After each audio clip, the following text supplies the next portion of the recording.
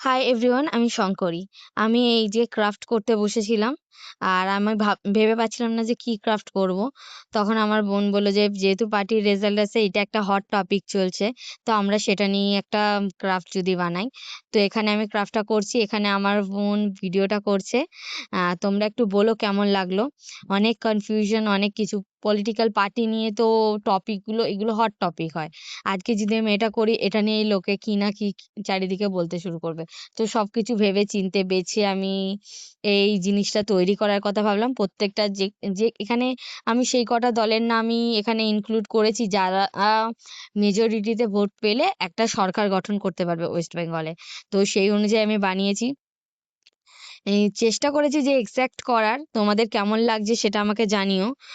আর আমি আর বোন প্রচুর কনফিউজ ছিলাম যে কি করি কি করি। তারপরেও আমি এক্সট্রা এটাকে এমনভাবে তৈরি করেছি যাতে এটা একটা নতুন রূপ দেয়।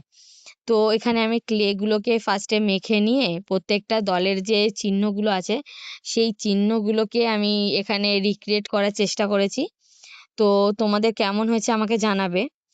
আর এই টাইমে করতে গিয়ে যতটা ইজি ভিডিওতে লাগে ততটা ইজি তৈরি করতে টাইম, মানে তার থেকেও বেশি টাইম লাগে।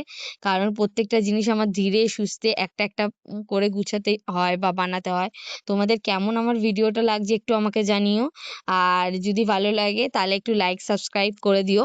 আর তোমরা যদি আরো অন্য কোনো কন্টেন্ট দেখতে চাও তার জন্য কমেন্টে বলতে পারো, আমি সেই অনুযায়ী কন্টেন্ট ক্রিয়েট করব। কারণ আমি চাই যে তোমাদেরকে নতুন নতুন কন্টেন্ট তোমাদের সামনে নিয়ে আসি, আর তোমাদের ওটা ভালো লাগে বা ভালো লাগার জিনিসগুলো আমরা জানতে পারি। তো এইটা আমি তৃণমূলের লোগোটা আমি এখানে লাস্টে ক্রিয়েট করছিলাম। তো আমি চেষ্টা করেছি এক্সাক্ট যেমন ওদের লোগোটা থাকে সেরকমই। তারপর প্রত্যেকটা লোগোকে আমি কালার করা স্টার্ট করি। এই যে আমার সবকটা লোগো কালার হয়ে গেছে। এবার এটা আরো এক স্টেপ এগিয়ে গেছে যে আমি যাতে এগুলোকে একটা কার্ডবোর্ডের মধ্যে লাগিয়ে নিয়েছি। তো এখানে ফাইনাল লুকটা তোমাদের কেমন লাগলো আমাকে জানিও।